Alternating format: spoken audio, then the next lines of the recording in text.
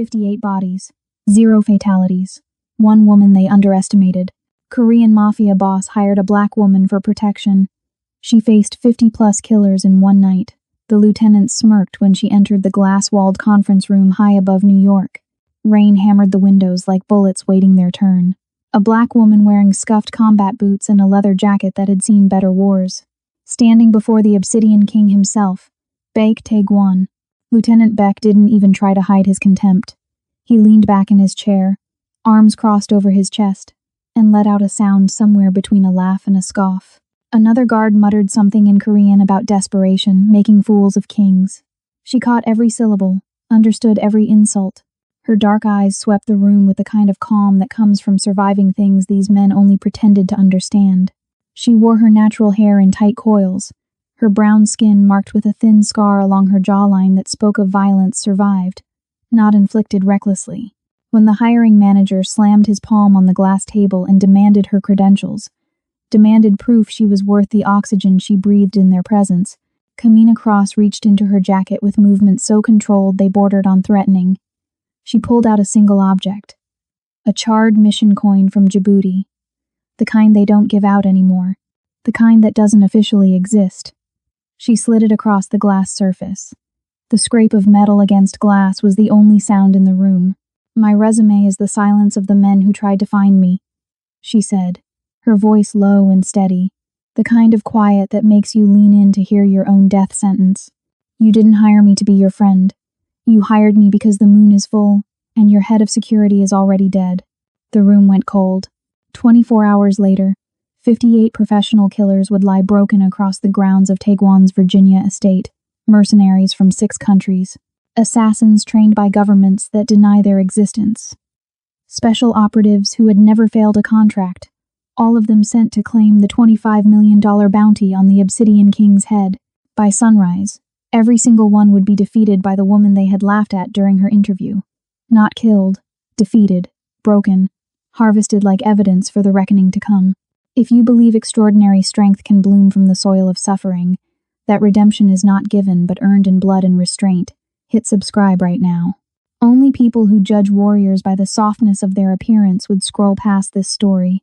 Baek Tae-gwan did not respond to her immediately. He sat at the head of the table, perfectly still, dressed in a black suit that seemed to absorb the dim light. Tattoos crept up from his collar, traditional Korean dragons that marked him as someone who had walked through fire and decided to make a home there. His dark eyes studied Kamina with an intensity that felt like a physical touch, assessing, calculating, seeing something in her that his men were too arrogant to notice. When he finally spoke, his voice carried the weight of a man who had built an empire on the bones of his enemies. "I didn't hire a ghost, Miss Cross." He leaned forward, and the shadows shifted across his face. "I hired the woman who burned down the Djibouti black site. I know exactly what you are." The air in the room changed. Beck's smirk vanished. The other guards exchanged glances that carried the first flicker of doubt. Kamina held Tae-gwan's gaze, and in that moment, something passed between them. Not trust, not respect, something more dangerous. The acknowledgement that they were both apex predators forced into an alliance by enemies too blind to see the trap closing around them. Tae-gwan stood, buttoning his jacket with deliberate care. "Follow me, Miss Cross. We have 5 days before they come. I need to show you why you're really here." He led her through corridors of steel and glass, past security systems that hummed with technology designed to keep the world out, until they reached a room bathed in cold blue light. Servers lined the walls, their blinking lights like stars in a digital constellation. This was the heart of his empire, the place where information flowed like blood through veins. "I used my syndicate's cryptocurrency algorithms to create a biometric blackout," Tae-gwan explained, his fingers moving across a tablet with practiced ease. "Every federal censor in New York thinks you're a ghost. I've been protecting you since before we met." Kamina's breath caught, but she didn't let it show. "Why?" "Because the people hunting me are the same people who erased you." He pulled up an image on the screen, a photograph of his head of security, dead, staged as suicide with 4 words carved into his chest. "Full moon, your last. They want the Black Ledger." Tae-gwan continued, his voice dropping to something raw and honest. Evidence of corruption that reaches into governments, intelligence agencies, criminal organizations across 3 continents, my ledger, my insurance, and now, my death sentence. Kamina stepped closer to the screen, her mind already calculating trajectories, entry points, weaknesses in the estate's defenses. You're not hiring me to protect you from rival gangs. No. Taekwon turned to face her fully, and the space between them felt charged with electricity, with danger, with the gravity of 2 damaged people recognizing the fractures in each other. I'm hiring you to help me survive, Spectre. The same unit that framed you in Djibouti, the same unit that wants me dead before I can expose them. The words settled into Kamina's bones. This wasn't a job. This was war. The war she'd been fighting alone for 3 years. The war that had cost her everything. I don't want your money, she said quietly. I want the target. Taekwon's lips curved into something that wasn't quite a smile. Then we have a deal. She turned to leave, to begin the work of transforming his beautiful estate into a tactical nightmare, when her eyes caught the security monitor, the live feed of the conference room they'd just left. She froze. Her training screamed warnings her conscious mind was still processing. She pulled up the security logs, fingers flying across the keyboard, and the truth bloomed across the screen in green text that felt like poison. The breach signal wasn't coming from outside. Kamina looked at Taekwon, her voice cutting through the hum of the servers like a blade. Mr. Baek, we don't have 5 days. She pointed at the screen, at the heat signatures moving through the building's lower levels, at the encrypted frequency originating from inside the estate itself. The signal is coming from inside the house. They're coming tonight. The Virginia estate rose from the countryside like a monument to wealth and isolation. Glass walls that reflected the dying light, sleek architecture that prioritized beauty over defense. Kamina stood in the circular driveway, rain soaking through her jacket, and saw exactly what it was. A coffin wrapped in elegance. You built a fishbowl, she said, not bothering to soften the observation. Taekwon stepped out of the armored vehicle behind her, his expression unreadable. I built a statement. Statements get you killed. Kamina's eyes tracked the tree line, the open lawn, the decorative fountain that would provide cover for an advancing team. How many people live here? 43 staff. 20 are security. Loyalists or paycheck collectors. The question hung between them like a test. Taekwon's jaw tightened. I'm about to find out. Inside, the estate was worse than she'd imagined. Priceless art hung on walls that couldn't stop bullets. Open floor plans that gave attackers clean sight lines. Kamina moved through the rooms with growing frustration, her boots leaving wet prints on polished wood floors that would show every footstep, every drop of blood. She stopped in the main gallery where a collection of ancient Korean pottery sat on glass pedestals. These need to go, she said, already calculating how many minutes they'd waste moving fragile objects while killers breached the perimeter. A voice cut through the space, sharp with offense. Those are 16th century Joseon dynasty pieces. They're irreplaceable. Kamina turned to find a man in an expensive suit striding toward them. Late 40s, carrying himself with the kind of authority that comes from years of unchecked power, head of household security, based on the earpiece and the way the other guards deferred to him. His eyes swept over Kamina with open disdain. Who authorized letting civilians into the estate during a security protocol? Taekwon's voice dropped to something dangerous. I did. Miss Cross is in charge of defense operations. The man laughed. Actually laughed. Her? Sir, with respect, we have trained professionals. Where were your trained professionals when someone carved a message into your predecessor's chest? Kamina interrupted, moving closer. She could smell his overpriced aftershave, see the slight tremor in his hands that betrayed either fear or guilt. Where were they when the breach signal originated from inside this house? His face went carefully blank. Too controlled. I want a full roster, Kamina continued, pulling out a tablet. Names, backgrounds, access levels, and every electronic device issued in the last 6 months. That information is classified. Nothing is classified anymore. She held his gaze, watching for the tells. The micro-expressions that separated the loyal from the compromised. Spectre is coming. They don't knock. They don't negotiate. They come in waves designed to overwhelm and extract. So either you help me turn this glass palace into something defensible, or you can explain to Mr.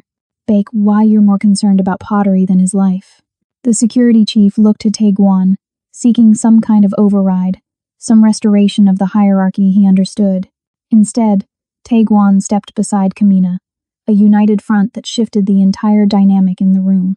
Give her everything she asks for, Taekwon said quietly, and clear the gallery. The art goes to the vault. The man's jaw worked, swallowing whatever protest wanted to escape. Yes, sir. As he walked away, already barking orders into his radio, Kamina felt the first piece click into place. The staff scattered like roaches when light hits. Some moved with the efficiency of people following orders. Others moved with the hesitation of people reconsidering loyalties. She made mental notes of each face, each reaction. Taekwon moved to stand beside her, close enough that she could feel the heat radiating from him despite the cool air. You don't trust anyone. I trust patterns, Kamina replied, already mapping the estate's layout in her mind. And right now, the pattern says someone in this house wants you dead. What do you need? The question was simple. The answer wasn't. Kamina turned to face him fully, and found his dark eyes already on her, watching with an intensity that made her breath catch for reasons that had nothing to do with tactical planning. I need your gym, she said. And I need to see which of your guards are smart enough to be afraid of me. The gym occupied the estate's east wing, all exposed beams and floor-to-ceiling windows that turned combat training into a spectator sport. Kamina stood in the center of the space, rolling her shoulders, feeling the familiar weight of her body preparing for violence. 3 guards entered like they owned the room, young, muscular, carrying the swagger of men who'd never truly been tested. Taekwon was already there, stripped down to a black tank top that revealed the full scope of his tattoos. Dragons coiled around his arms, their scales rendered in such detail they seemed to move when he did. He was working a heavy bag with controlled strikes, each impact precise and measured. He glanced up when the guards entered, but said nothing, just watched. The tallest guard, buzz cut and thick neck, sized Kamina up like she was a problem to solve. Heard you're supposed to be some kind of expert. I am, Kamina said simply. Funny, you don't look like much. The other 2 laughed. The sound grated against Kamina's spine, scraping against memories of every time someone had underestimated her, dismissed her, assumed her survival was luck rather than skill. She'd learned to let insults slide off like water. But these men weren't just insulting her. They were testing whether Taekwon would defend his choice, testing the cracks in leadership that could be exploited when bullets started flying. Show us what you've got, Buzzcut said, stepping onto the mat. Let's see if you can actually back up all that attitude. Kamina glanced at Taekwon. He'd stopped hitting the bag. His expression was unreadable, but she caught the slight nod. Permission. Or maybe curiosity about what he'd actually hired. She stepped onto the mat. Buzzcut came at her with the kind of telegraphed aggression that works in bar fights and impresses civilians. A wide right hook designed to intimidate. Kamina didn't even bother blocking. She stepped inside his reach, used his momentum against him, and delivered a palm strike to his elbow joint. The crack echoed through the gym. He screamed, dropping to his knees, cradling an arm that now bent at an angle nature never intended. 7 seconds. The second guard rushed her, smarter, coming low for a takedown. Kamina pivoted, brought her knee up into his solar plexus, and followed through with an elbow to the base of his skull as he folded. He hit the mat face first and didn't move. 12 seconds. The third guard actually hesitated. Intelligence flickering in his eyes, recognition that he was watching something beyond simple fighting. He raised his hands, backing toward the door. I'm good. Smart, Kamina said, breathing steady, not even winded. She looked down at the 2 men on the mat. One whimpering, one unconscious. Get them to medical. The elbow needs ice and immobilization. The other one has a concussion. He'll wake up in about 3 minutes. She turned to face Taekwon, expecting satisfaction or approval.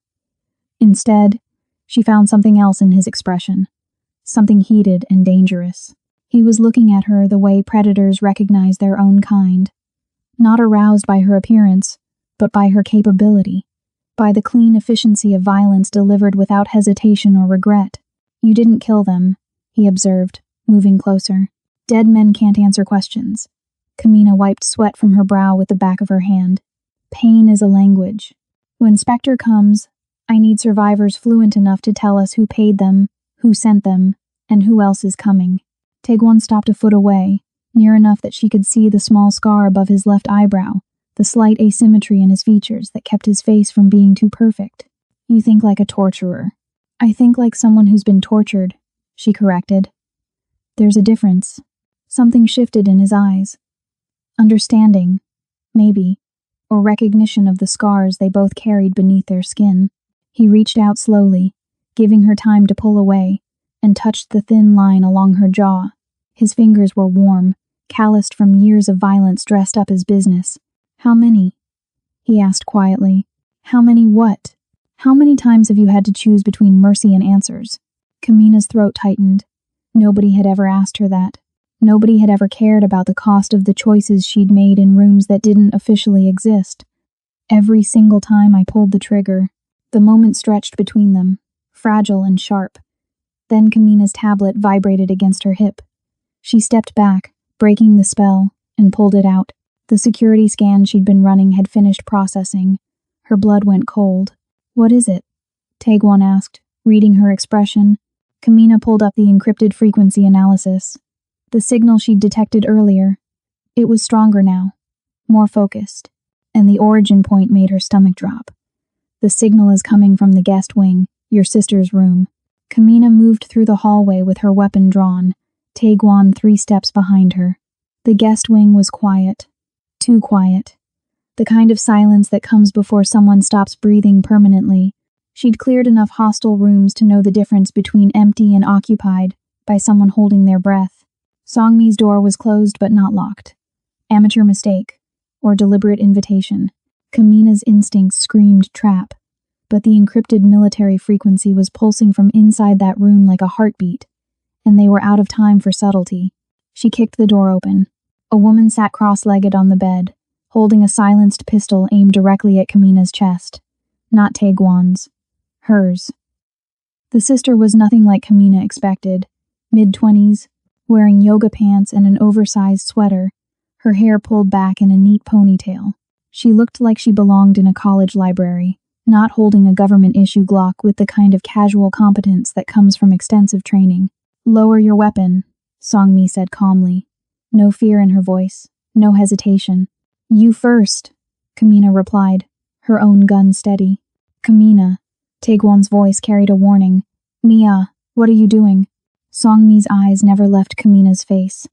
Protecting you from the woman I thought was here to kill you. She tilted her head slightly. But you're not, are you? You're actually trying to save him. Put the gun down, Kamina repeated, her finger resting against the trigger guard. Now. I'm NIS, Korean National Intelligence Service. Songmi lowered the weapon slowly, setting it on the bed beside her.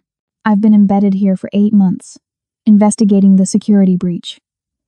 I thought you were the assassin Spectre sent ahead of the main force. Taegwon moved past Kamina, his face a mask of betrayal and confusion. You're a spy, in my house, sleeping under my roof while reporting everything to... I'm your sister, Songmi interrupted, standing, her eyes filled with something raw and honest. That came first. That's always come first.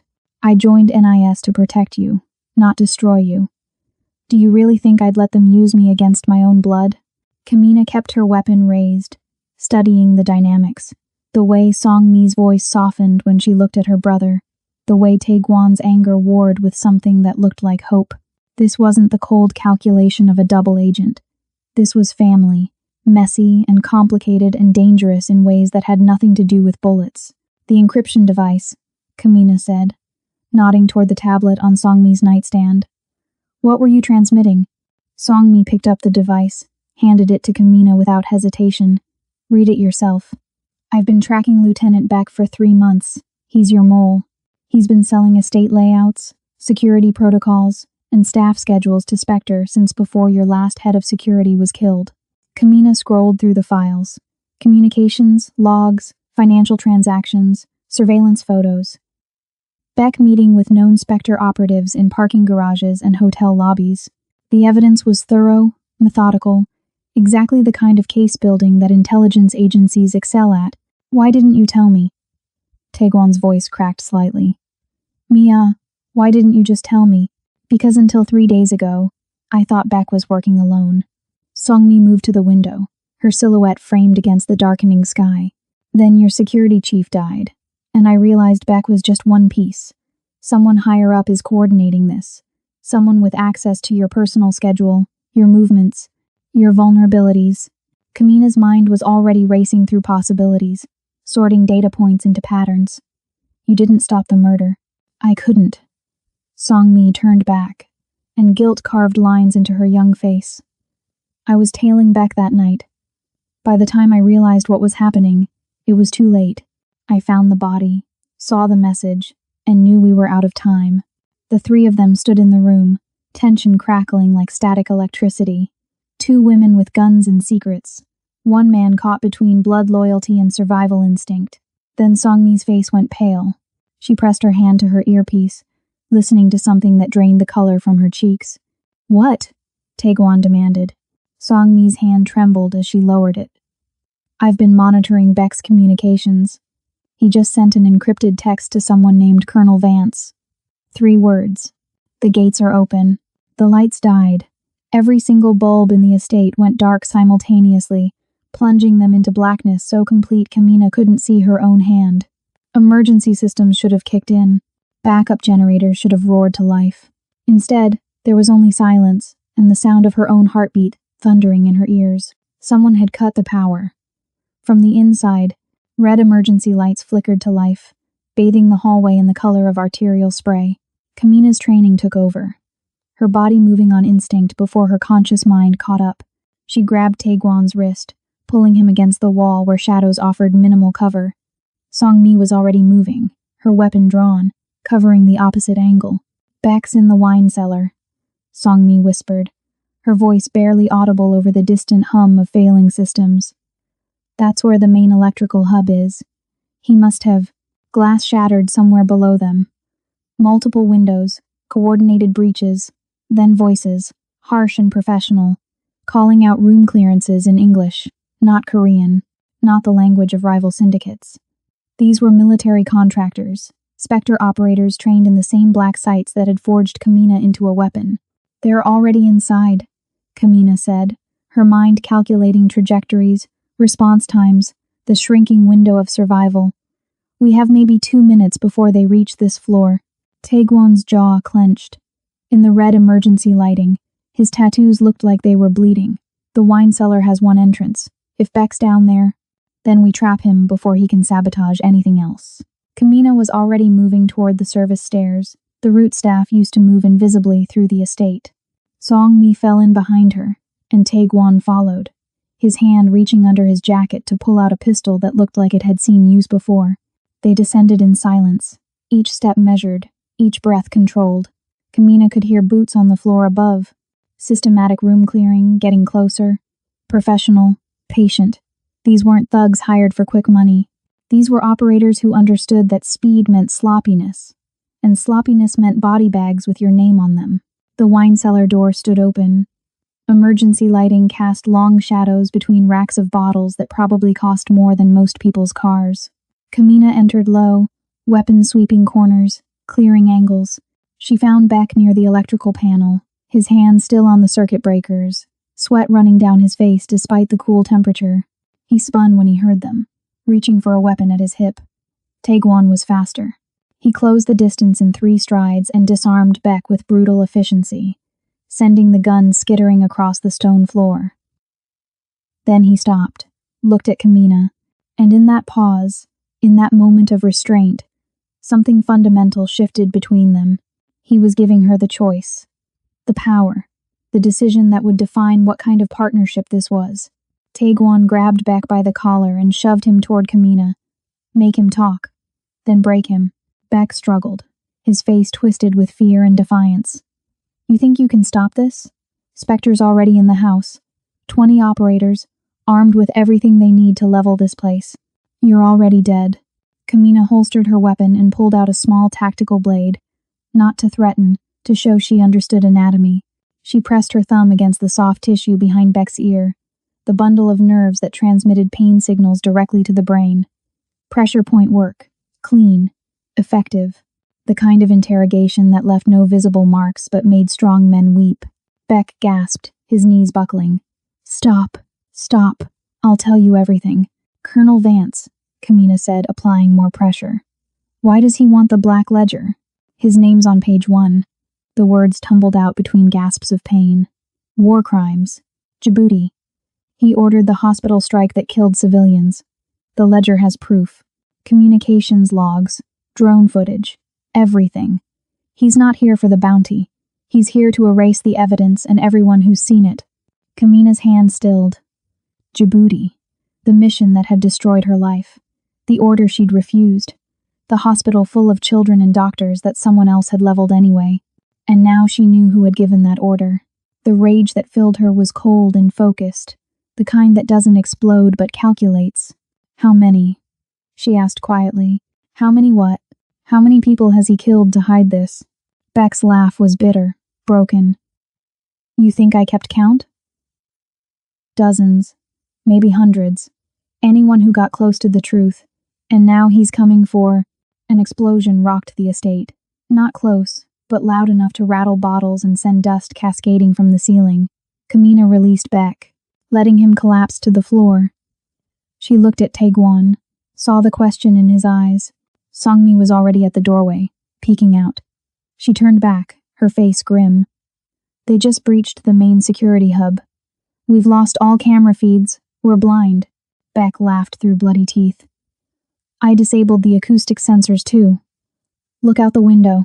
Kamina moved to the small cellar window, peered out at the lawn. Heat signatures, dozens of them, moving in formation across the grounds like shadows given substance. Not 20 operators, closer to 50. They were surrounded. They had 5 minutes, maybe less. Kamina's mind raced through scenarios, discarding options as quickly as they formed. The estate was compromised. The security systems were down. 50 trained operators were closing in like a noose tightening around a neck. And they had one traitor zip-tied in the wine cellar and approximately 0 ways out. The armory, Taegwon said, already moving toward the door. We fortify. We hold position until... Until what? Kamina cut him off, her voice sharp. Until they burn us out? Until they use the hostages upstairs as leverage? We can't win a defensive fight against those numbers. Songmi checked her weapons magazine, her hands steady despite the situation.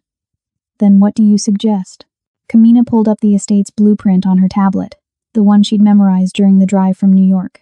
Her fingers traced corridors, measuring distances, calculating angles. We don't fight them head on. We funnel them, control their movement, turn this glass palace into a maze where their numbers work against them. How? Taegwon moved beside her, close enough that his breath stirred the loose coils of her hair. The security systems are down. Manual overrides. Kamina zoomed in on the estate's infrastructure. Your architect built this place with biometric locks and electronic controls, but there are still physical fail-safes. Emergency shutters, blast doors, fire suppression systems. We trigger them manually, create choke points, force them to come at us in smaller groups. Songmi's eyes widened with understanding. The staff quarters have manual lockdown protocols, so does the East Wing gallery. And the server room, Taegwon added, his tactical mind finally catching up to Kamina's. If we can protect the Black Ledger, keep it from Vance. We use it as bait. Kamina looked up at him, saw the moment he understood what she was proposing. Let him think he can reach it. Let him commit his forces to breaching the server room while we position ourselves to collapse the corridor behind them. That's insane, Songmi breathed. That's tactical. Kamina straightened, her voice carrying the weight of authority earned through survival. But I need your staff, the loyal ones. How many can we trust? Taegwon's expression darkened. Out of 43, maybe 25. The rest are security professionals who will run the moment shooting starts. 25 is enough. Kamina started toward the stairs, her body already preparing for the violence to come. Get them to the armory. Arm anyone who's willing to stand. The others lock in the panic room and stay there. We're about to turn your home into a battlefield. They moved fast, climbing the service stairs 2 at a time.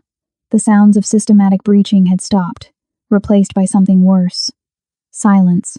The operators had finished clearing the ground floor and were regrouping for the push upward. Professionals didn't rush. They coordinated. They waited for the perfect moment to strike with overwhelming force. The armory was behind a reinforced steel door that required both a key code and a biometric scan. Taekwon's palm print glowed green, and the locks disengaged with heavy mechanical clicks. Inside, the room was a testament to paranoia and preparation. Racks of weapons lined the walls, body armor hung on mannequins. Ammunition boxes were stacked with military precision. Kamina grabbed a tactical vest, started loading it with magazines. Her hands moved with practiced efficiency, each motion automatic. Taekwon did the same, his movements mirroring hers. They worked in synchronization, two predators preparing for a hunt, and in that moment, the air between them felt charged with something beyond adrenaline. He reached for a rifle at the same time she did. Their hands touched. Both froze. "After this," Taekwon said quietly, his dark eyes searching hers, "if we survive, I want you to know, don't." Kamina's voice was rough. "Don't say things you can't take back. Don't make promises when we're both about to walk into hell. I'm not promising anything." He shifted closer, and she could feel the heat radiating from him, could smell gunpowder and something uniquely him beneath the tension. "I'm just saying that you're the first person in 20 years who hasn't looked at me and seen either a monster or a meal ticket. You see a man. And I see a woman who understands what it costs to survive." Kamina's throat tightened. She wanted to step back, to rebuild the walls she'd spent 3 years fortifying around what was left of her heart. But his hand was still on hers, warm and solid and real, and she was so tired of being alone. "We survive first," she managed. "Then we figure out what we are to each other." The door behind them exploded inward. A flashbang rolled across the floor, spinning like a top, its fuse already burning down. Kamina's body reacted before the thought fully formed. She grabbed Taekwon and threw them both behind a weapons rack as the flashbang detonated. White light and concussive sound turned the world into screaming chaos. Her ears rang, her vision blurred, but muscle memory kept her moving, kept her weapon up, kept her alive. Shapes poured through the smoke. 3 operators in full tactical gear, moving with the fluid coordination of men who'd trained together for years. They weren't shooting yet. They wanted Taekwon alive, wanted the ledger's location, wanted leverage. That hesitation cost them. Kamina fired twice. Center mass. The first operator went down. She rolled left as return fire chewed through the weapon rack where she'd been crouched, wood and metal exploding into shrapnel. Taekwon came up firing from the opposite angle, his shots deliberate and controlled. The second operator dropped, clutching his leg. The third made it to cover behind an ammunition crate. Smart positioning, professional patience. He wasn't panicking, wasn't wasting ammunition on blind suppressing fire. He was waiting for them to make a mistake. Songmi appeared in the doorway, her weapon raised. More coming up the east stairs. At least 10. "Fall back," Kamina ordered, grabbing a smoke grenade from the tactical vest. "Songmi, trigger the emergency shutters on the east wing. Taekwon, get your people to the second-floor gallery. We make our stand there." She pulled the pin and threw the grenade toward the doorway. Gray smoke billowed out, thick and acrid, filling the corridor.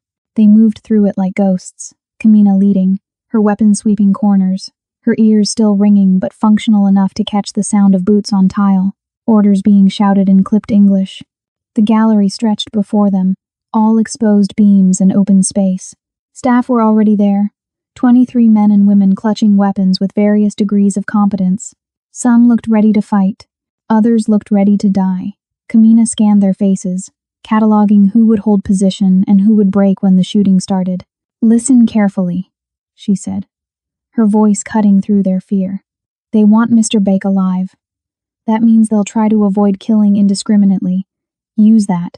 Force them into rooms where they have to choose between securing objectives or engaging targets. Make every corridor cost them time and blood." A young woman, barely 20, raised her hand. "What if they shoot anyway?" "Then you shoot back," Kamina said flatly. "This isn't about heroics. This is about survival. You stay low, you stay smart, and you make them regret coming to this house." Taekwon moved through the group, touching shoulders, meeting eyes, transforming fear into something harder. Anyone who stands with me tonight will never want for anything again. But if you want to leave, leave now. No judgment, no consequences. 3 people left. The rest stayed. 20 people against 50 trained killers. The math was brutal. But Kamina had survived worse odds in places that didn't officially exist on any map. Positions, she commanded. Windows, doorways, any choke point. Don't cluster, spread out. Make them think there are more of us than there are. The staff scattered with surprising efficiency. Songmi took position near the main entrance, her government training evident in the way she moved. Taegwon stayed near Kamina, refusing to hide behind his people, and she respected him for that even as it terrified her. You should be in the server room, she said quietly. Protected. I should be here. His hand brushed hers, deliberate this time. Fighting beside you. Before Kamina could respond, Songmi's voice cut through the tension. Movement. Main entrance. They're coming. Kamina moved to the window, peered down at the lawn. The operators were no longer in formation. They were spreading out, setting up a perimeter. Not rushing, not making mistakes, and in the center of the group, walking with the casual confidence of a man who'd never lost a fight, was a figure she recognized even from this distance, Colonel Vance. Tall, broad-shouldered, graying at the temples. The man who'd ordered the hospital strike. The man who'd framed her. The man whose voice still haunted her nightmares with its calm justification of atrocity. He looked up at the window. Even from 50 yards away, she could feel his smile. Cold, predatory, victorious. Then he raised a bullhorn to his lips. Kamina Cross, I know you're in there. I know what you're planning, and I want you to understand something before this begins. He paused, letting silence amplify his words. I'm not here for the bounty. I'm not here for Bake. I'm here for you. You're the only witness who can contradict my report about Djibouti. You're the only loose end I never tied off. So here's my offer. Walk out now, and I'll let everyone else live.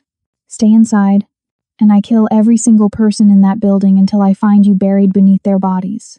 Kamina's hand tightened on her weapon. Beside her, Taegwon's breathing had changed, gone shallow and dangerous. Don't, he said, reading her expression. Don't even think about it. He'll kill them anyway, Songmi added from her position. You know he will. Kamina knew. She'd known men like Vance her entire career. Men who made promises they never intended to keep, but knowing and feeling were different things. And the weight of 20 lives pressed against her chest like a physical force. Vance's voice echoed across the lawn again. You have 60 seconds to decide. Subject 4. Then we come in. Kamina stepped back from the window, her mind working through the implications. Subject 4. Vance had used her designation from Djibouti, the number they'd branded her with when they erased her name, her identity, everything that made her human. He was trying to get inside her head, remind her of what she'd been reduced to, shake her confidence before the first shot was fired. It wasn't going to work. 30 seconds. Vance's voice boomed. I'm a patient man, but my team is getting restless. Taegwon moved in front of Kamina, blocking her path to the door. His eyes burned with something fierce and possessive. You walk out that door, you die. And then he kills us anyway because dead witnesses can't contradict official reports. I know. Kamina met his gaze, saw the fear beneath his anger. Not fear for himself, fear for her. When had that happened? When had she become someone worth protecting in his eyes? I'm not going anywhere. Then what? Kamina raised her voice, projecting it through the broken window. Colonel Vance, you want me? Come get me. But you'll have to go through every person in this house first. And I promise you, it's going to cost you more than you're willing to pay. Silence. Then Vance's laughter, harsh and humorless. I was hoping you'd say that. Makes this more interesting. The first shot shattered the window Songmi was guarding. She dropped flat as glass rained down, her return fire immediate and controlled. 3-round bursts, conserving ammunition, making every bullet count. More shots followed, a coordinated volley designed to pin them down while the breach team advanced. Here they come, Kamina said, her voice calm despite the adrenaline flooding her system. Remember, make them work for every inch. The operators hit the main entrance with a battering ram. The reinforced door held for 3 strikes, then gave way with a shriek of tortured metal. Smoke grenades preceded them, filling the foyer with dense gray clouds. Smart. Professional. Exactly what Kamina would have done. But she'd spent the last 2 hours preparing for this exact scenario. Now, she called to Songmi. Songmi triggered the emergency fire suppression system. Not the sprinklers. The industrial ventilation fans designed to clear smoke in case of fire. They roared to life, creating a wind tunnel that cleared the foyer in seconds, exposing the operators caught in the open space with no cover. Kamina didn't waste the opportunity. She fired controlled bursts, aiming for legs and arms, disabling shots, non-lethal. She needed them alive, needed them to testify, needed their wounds to tell the story of what Spectre had tried to do here. 3 operators went down screaming, the rest scattered, seeking cover behind overturned furniture and architectural columns. "East Wing," one of Taekwon's guards shouted. "They're flanking." Kamina had expected that too. She'd positioned the least experienced fighters on the east approach because it funneled through a narrow corridor where numbers meant nothing.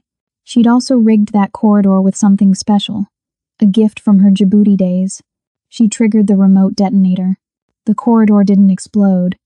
Instead, high-frequency acoustic emitters activated, producing a sound below human hearing but devastating to the inner ear.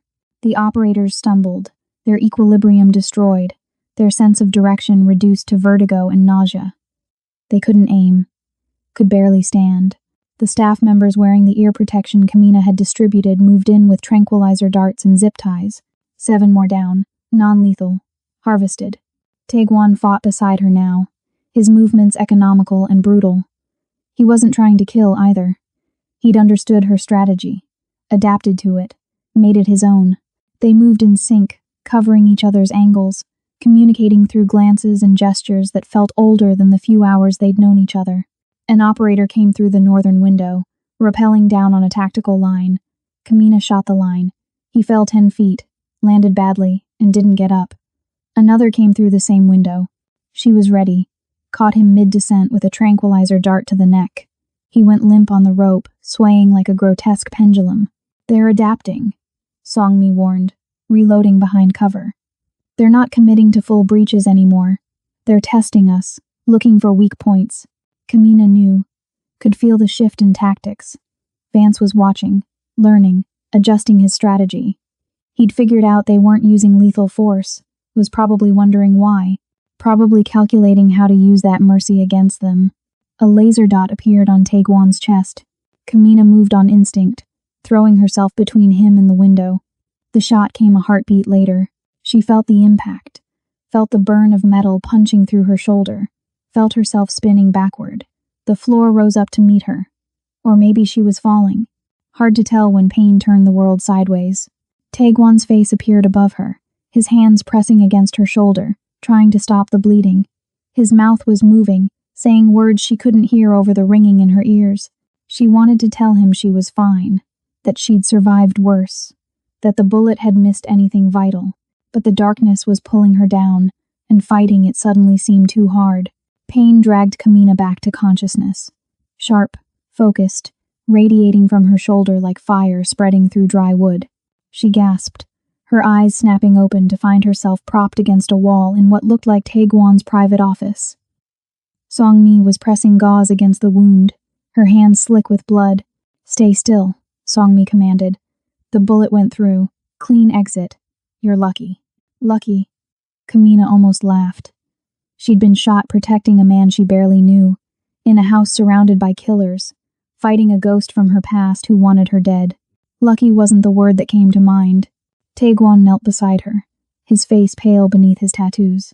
"You jumped in front of me." "Reflex?" Kamina managed, though they both knew it was a lie. Reflexes were about self-preservation. What she'd done was choice. Deliberate. Reckless. "How long was I out?" 3 minutes. Songmi tied off the bandage with efficient brutality. "We dragged you here while the staff held the line. We've taken down 26 operators so far, all alive, all zip-tied in the wine cellar with Beck. And Vance? Still outside. He's not coming in anymore." Songmi's expression darkened. "He's changed tactics. He's using the captured operators as bait. Knows we won't leave them to die. He's trying to draw us out." Kamina forced herself to stand, ignoring the way her vision swam. Her shoulder screamed protest, but she'd operated through worse.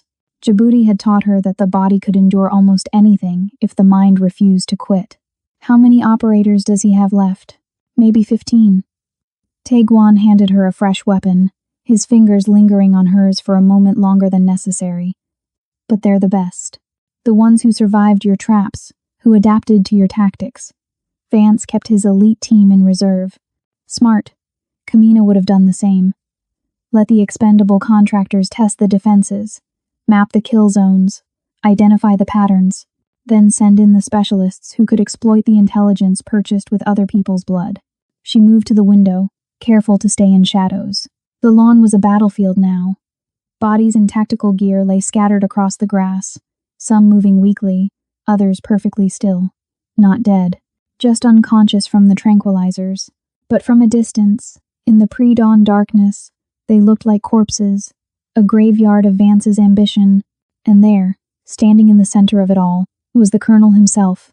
He wasn't taking cover, wasn't worried about snipers. He stood with his arms crossed, looking up at the estate like a man admiring a painting he was about to burn. He knows we won't kill him, Kamina said quietly. He knows we need him alive to testify. So he's making himself a target, daring us to come down and take him. It's a trap. Songmi joined her at the window.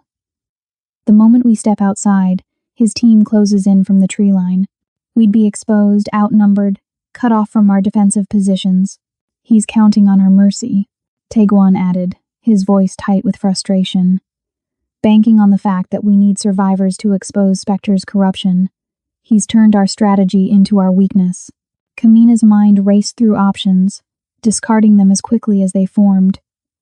Every tactical advantage they'd built was designed for defense, for controlling interior spaces and funnel points. Outside, on open ground, Vance's remaining operators would shred them. Unless... The server room, Kamina said suddenly. The Black Ledger. How is it secured? Taeguan frowned. Biometric locks. Encrypted drives. Why? Because Vance doesn't just want me dead. He wants the ledger destroyed. It's the only evidence that ties him to Djibouti, to the war crimes, to everything he's done. Kamina turned to face them both, her tactical mind finally seeing the full picture. We've been playing defense. It's time to make him come to us on our terms. What are you suggesting? Songmi asked. We upload the ledger. Kamina's voice was steady despite the pain radiating through her shoulder. We send it to every international tribunal, every major news network, every intelligence agency that isn't already compromised. We make it impossible to bury. And then we let Vance know that his only chance to stop the truth from spreading is to breach the server room in the next 10 minutes. He'll throw everything at us, Taeguan said. Every operator he has left. It'll be a suicide run. Exactly. Kamina met his eyes. And we'll be waiting in the corridor outside the server room. One entrance, one kill zone. Nowhere for them to flank, nowhere to hide. They'll have to come straight at us through a bottleneck designed to make their numbers meaningless. Songmi's eyes widened. You want to bait them into a fatal funnel, force them to sacrifice their tactical advantage for speed. More than that. Kamina pulled up the estate's infrastructure on her tablet, highlighting the corridor that led to the server room. This hallway has a reinforced ceiling designed to support the server room's weight, but the walls are decorative drywall. We can rig them to collapse on command. Bury the entire corridor under debris while we're safely inside the server room. Trap them, Taeguan breathed. Not kill them. Trap them under rubble that's too heavy to move quickly but too light to crush. Another harvest. Kamina nodded. By the time they dig themselves out, law enforcement will be here. Songmi can claim jurisdiction through NIS, take credit for the entire operation. The operators become witnesses. Vance becomes a prisoner. And the ledger becomes public record that no amount of killing can suppress. Silence filled the office as they processed the plan. It was desperate, dangerous, dependent on perfect timing and the assumption that Vance's need to destroy the evidence would override his tactical caution. It'll work, Songmi finally said. But you need to upload the ledger first. Make it real. Make him believe he's out of time. Taeguan pulled out a secure tablet, his fingers already moving across the screen. Give me 2 minutes.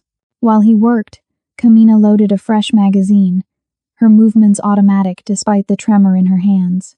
Songmi watched her with something like respect, mixed with concern. "You took a bullet for my brother," Songmi said quietly.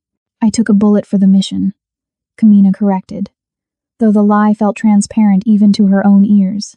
"Keep telling yourself that." Taeguan looked up from the tablet, his face grim. "It's done. The ledger is uploading to 15 different servers across 4 continents. Even if Vance destroys the original, the truth is already spreading."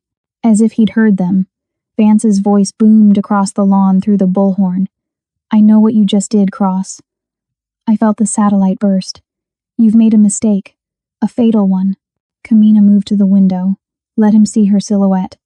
"The only mistake was yours, Colonel. You should have let Djibouti stay buried. Now the whole world gets to see what you really are. Then I have nothing left to lose." Vance dropped the bullhorn. He turned to his remaining operators, made a cutting gesture across his throat. The universal signal for total commitment. No mercy. No retreat. Kill everyone in that building, starting with her. The operators moved as one, converging on the estate's entrance with the kind of coordination that comes from years of training together.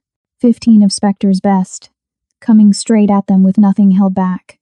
"Positions," Kamina ordered, her voice carrying the weight of someone who'd made peace with whatever came next. "This ends now." The corridor leading to the server room was narrow, industrial, designed for utility rather than aesthetics. Perfect. Kamina positioned herself at the far end, her weapon trained on the single entrance. Taeguan took position beside her, close enough that their shoulders touched. Songmi anchored the left flank, her government training evident in the controlled calm of her breathing. Behind them, the server room door stood open, the last defensive position, the final stand. The estate had gone quiet. That terrible silence before violence erupts. Kamina could hear her own heartbeat, could feel the burn in her shoulder where Songmi's field dressing was already soaking through with fresh blood. She pushed the pain away, compartmentalized it the way she'd been trained. Footsteps, multiple. Moving fast. The operators weren't being cautious anymore. They were committed to speed over stealth, desperation overriding tactical discipline. Exactly what Kamina had counted on. The first operator rounded the corner. Kamina fired. He went down with a tranquilizer dart in his thigh. The second tried to use his body as cover. Songmi clipped him with a dart to the shoulder. He stumbled, fell, his weapon clattering across the floor. They kept coming, wave after wave, funneling through the narrow entrance, their numbers meaning nothing in the confined space. Kamina and her team picked them off with methodical precision, dart after dart, non-lethal shots that drop trained killers like puppets with cut strings. 8 operators down, then 10, then 12. But they were getting closer. The sheer momentum of bodies was pushing forward despite the casualties. Kamina's magazine was nearly empty. Her shoulder was screaming, and somewhere in the mass of advancing operators, she caught a glimpse of Colonel Vance himself, pushing through his own men like they were nothing more than obstacles between him and his objective. "Now," Kamina shouted to Songmi. Songmi triggered the charges they'd rigged to the corridor walls. The decorative drywall exploded inward, metal support beams groaning as the ceiling sagged. Debris rained down, not enough to kill but enough to trap, to bury, to immobilize. Operators screamed as tons of material buried them in place, their weapons useless, their tactical advantage reduced to rubble and regret. The dust settled. The corridor was a disaster zone. Bodies trapped under debris, alive but helpless, exactly as Kamina had planned. The harvest was complete. 58 operators, neutralized without a single fatality. Evidence that would testify to Spectre's corruption and Vance's war crimes. But Vance himself stood at the entrance, untouched. He'd stayed back, had let his men trigger the trap, had sacrificed them to learn Kamina's final card. His weapon was raised, aimed directly at her chest. His finger was on the trigger. "Clever," he said, his voice carrying over the groans of his trapped men. "But ultimately pointless. You can't prove anything if you're dead." A gunshot cracked through the air. Vance staggered, looked down at the spreading red stain on his shoulder, looked up at the figure standing behind him in the corridor. Songmi stepped forward, her government-issued weapon smoking. "International law violation, Colonel. You just attempted to murder a foreign intelligence asset on American soil. I'm placing you under arrest." Vance laughed, the sound bitter and broken. You think this changes anything? You think one ledger, one corrupt colonel matters in the grand scheme? Spectre is bigger than me, bigger than all of you. Maybe, Kamina said, stepping forward despite the pain, despite the exhaustion. But you're not. And that's enough for today. She zip-tied him herself, pulling the restraints tight enough to hurt. He looked up at her with something like respect mixed with hatred. You should have died in Djibouti. I did, Kamina replied quietly. The woman who walked out of that hospital was someone else entirely. Someone you created. And now she's going to make sure the world knows exactly what you are. Dawn broke through the shattered windows, painting the corridor in shades of gold and amber. Emergency vehicles were arriving, their sirens growing louder. Song Mi was already coordinating with NIS, taking control of the scene, transforming a bloodbath into a legitimate intelligence operation. Taeguan pulled Kamina aside, away from the chaos, his hands gentle on her uninjured arm. You're not leaving. It wasn't a question. It was a statement, a plea, a promise wrapped in hope.